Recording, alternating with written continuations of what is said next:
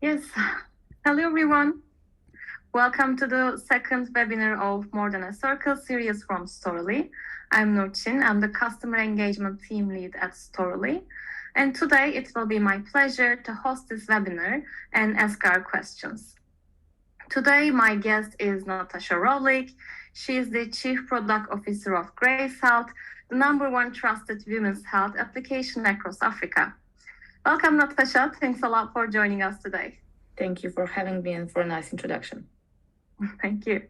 And together with Natasha, today we will be talking about the role and the impact of technology, mobile technologies, to be more precise in closing the gender gap.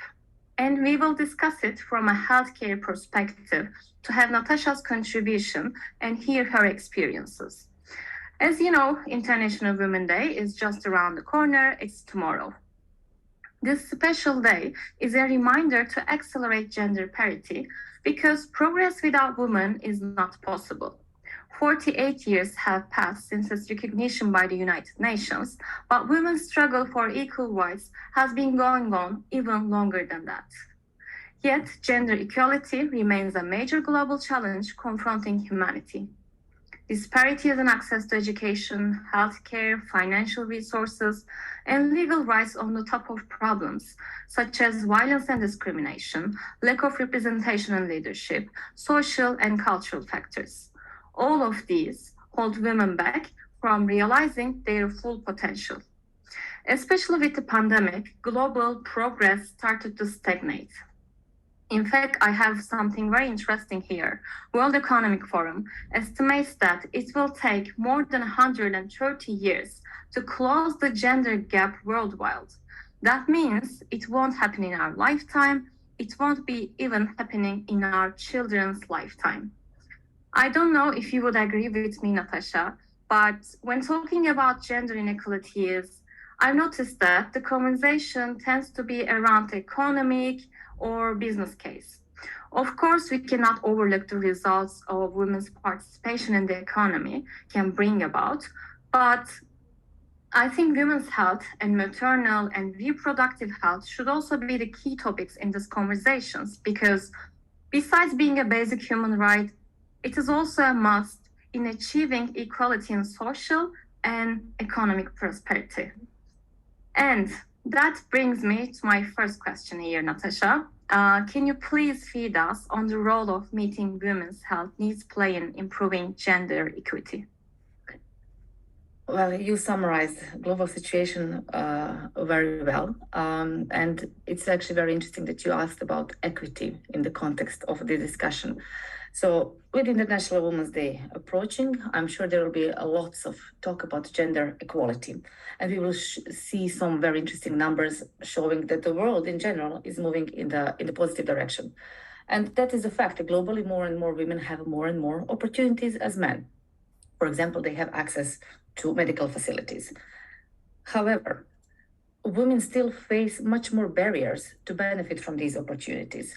And the key to removing these barriers is to refocus a bit on this whole discussion from equality to gender equity.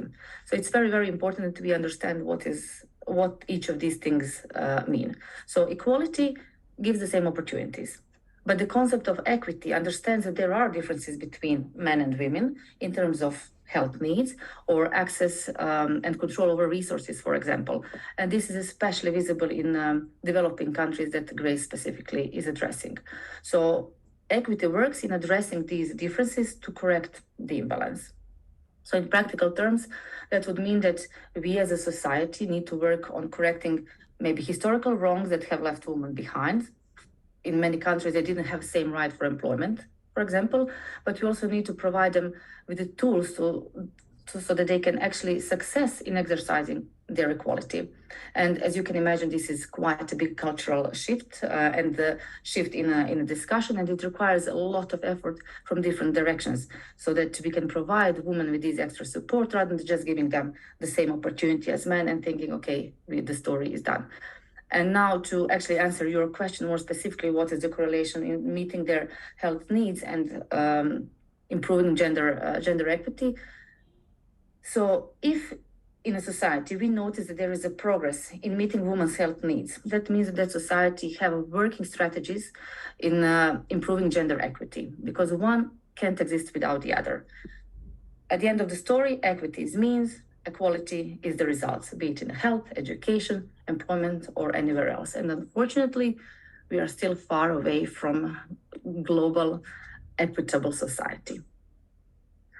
Thanks a lot, Natasha. Thanks a lot for bringing this up and explaining us what is the difference between equity and equality. And this will also help us the rest of the webinar today. And let's talk about Grace Health a bit. To be honest, by the way, personally, I feel very honored to be a part of your journey. I know the whole Storla teams feel the same. It has almost been a year you integrated Storla into your application, and we love seeing great results together and with this fantastic application that is putting women needs at the core.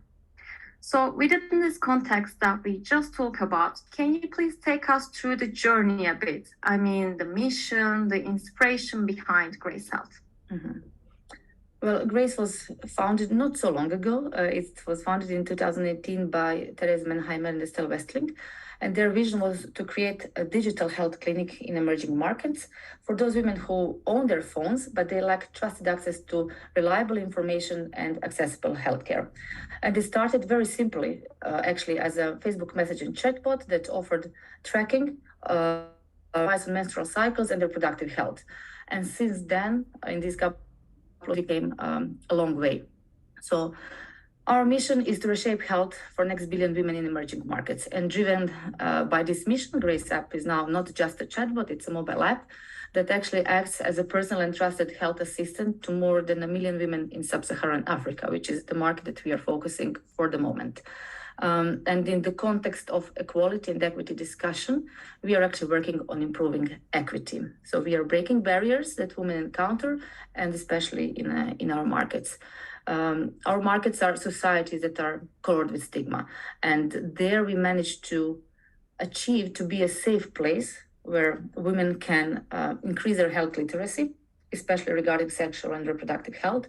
They can ask uncomfortable questions about their health, maybe get reliable advice on preventative healthcare, information about the symptoms, get appropriate tools, and most important, affordable healthcare services from our medical partners. So with everything that we did in the past and that we do now, we aim to help every woman to take control over her health by giving her options, or maybe it's better to say we give her power that she can invest in her well-being and take care of her emotional, physical, and mental health. And this is our main goal as a Grace Health. That is so great. And knowledge is power, right? That's what I think of when I think about Grace Health and its mission. Access to accurate and reliable information about healthcare is as important as to healthcare services. Mm-hmm.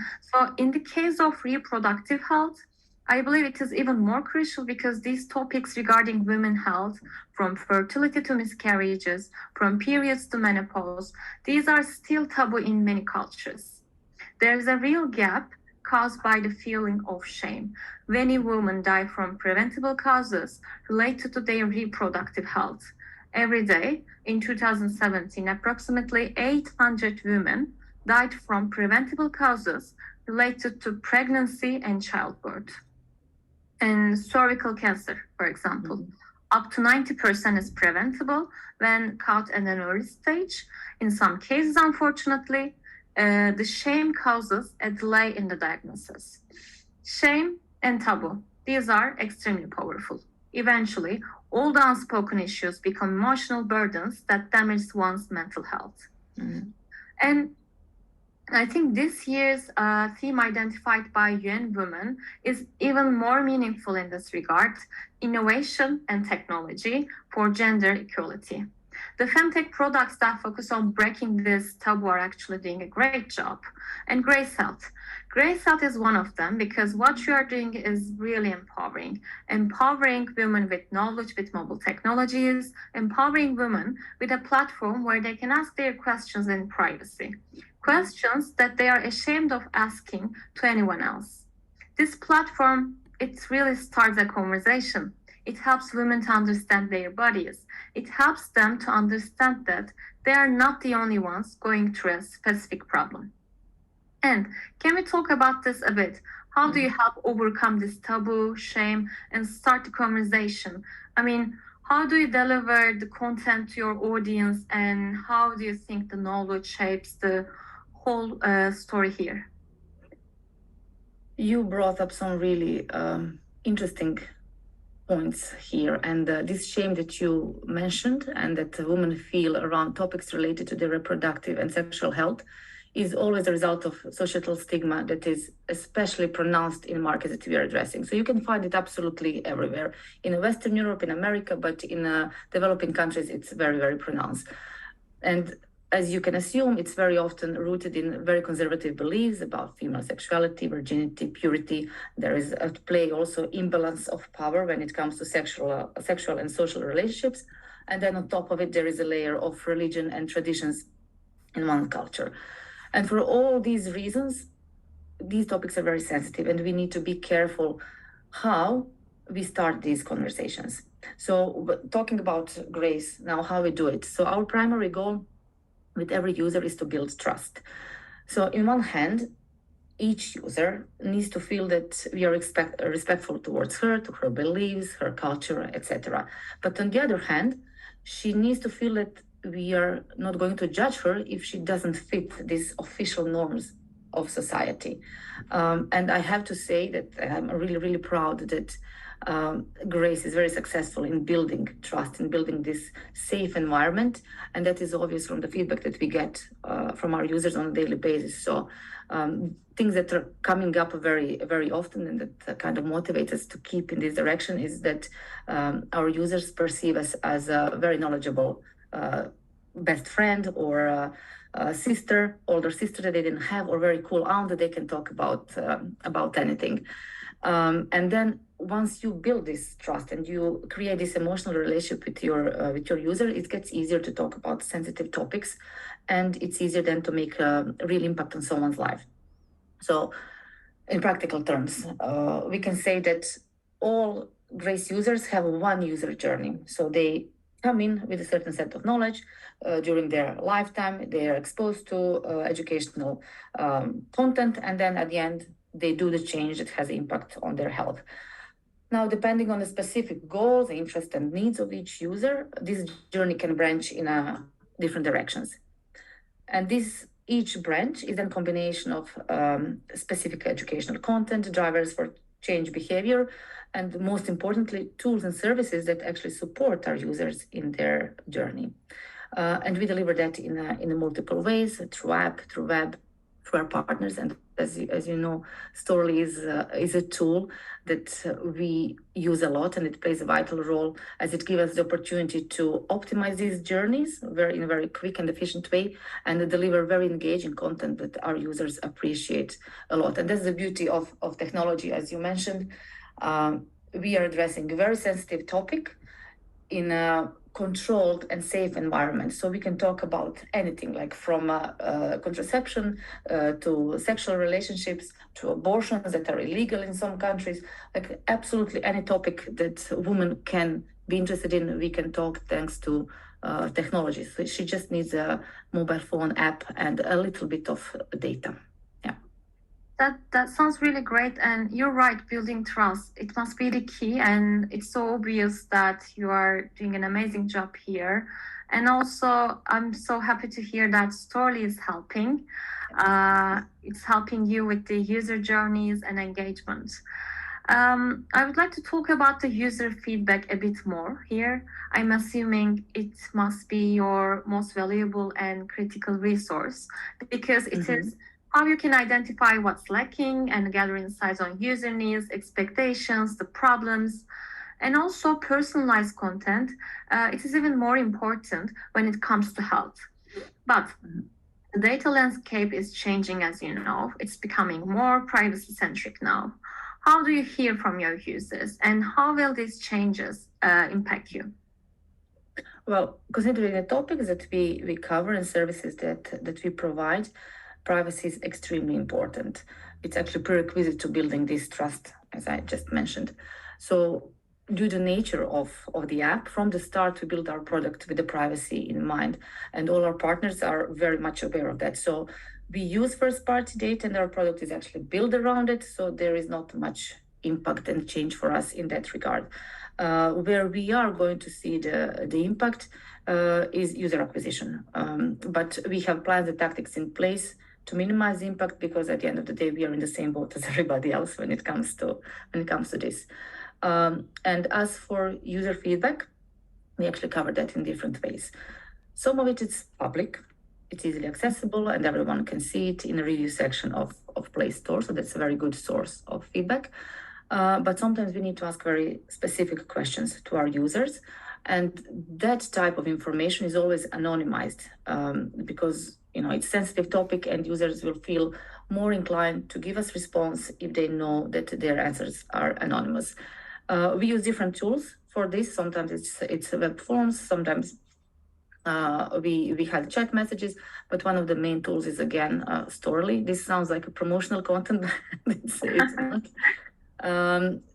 I mean, Storyly is very convenient for us, like to ask this question. And as I mentioned before, this type of feedback can be anonymized, because we don't need to know exactly which person answered what. So aggregated data is good enough for us to inform the future content and product development.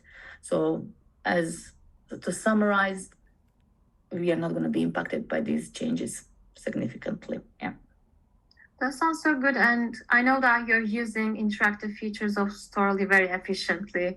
We also use Grace Health application. I mean, for example, you're using open-ended comment feature of Storyly, where you can ask your questions, what they want to hear, or what is their questions to ask you. And I'm, again, very happy to be a part of this so that you can gather user feedback. And to move on, I have two more questions. The next one is a bit personal because it's about you. How did you decide to start in femtech? How was your experience so far? Because I guess one of the most fulfilling part of it, seeing the impact of the change, positive results, hearing the feedback, changing lives. But other than that, what was your motivation and what keeps you motivated?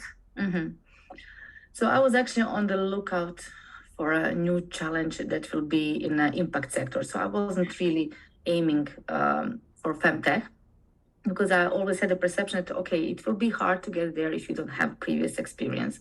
But just when I was a bit heating up in my search, Therese actually reached out to me. We had an initial chat and we simply clicked. So Grace fit all my criteria, and obviously I fit Therese's. She felt the same, and then we embarked on this journey together. And I have to say that lots of things happened since I joined. It's a bit over a year. And it was really interesting to see how business transformed in such a short time. And as a team, we managed to turn challenging times in our favor. So we started as a exclusively B2C product, but now we have also B2B offering.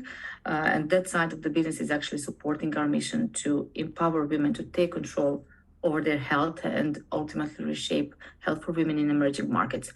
And that is probably the biggest motivator you can have, to see that everyday things that you do in your work leave positive mark on people's life, and we are actually changing world for the better, and that's what keeps us going. And every now and then, it's normal that sometimes you feel demotivated. We are startup, right? So you have ups and downs, but we have this thing in a company: when we feel down, we actually read user feedback, and our app offers help also for women who want to get pregnant, education about fertility and how to get pregnant. And it's, I guess, the most joyous thing that you can get. The user tells you, okay, I was trying to get pregnant for a year or so, and then I start using Grace, and 3 months after, following the advice, and 3 months after, here I am pregnant. So it's nice to hear that, or users saying, okay, I realized that I actually had serious health issues, and I followed the Grace advice, went to your doctor that you recommended, and now I'm well. So that's the biggest motivator that you can have actually at work like this. I mean, that's so wonderful. Yeah. And what you're doing is amazing. And I'm sure, yes, you must have so many good memories, experiences. I mean, real life examples, right? And Yes. and in your answer, you also mentioned business a bit. My next question is about this. In 2022, the healthcare startups raised 26 billion. Femtech seems to be the most successful in fundraising, let's say.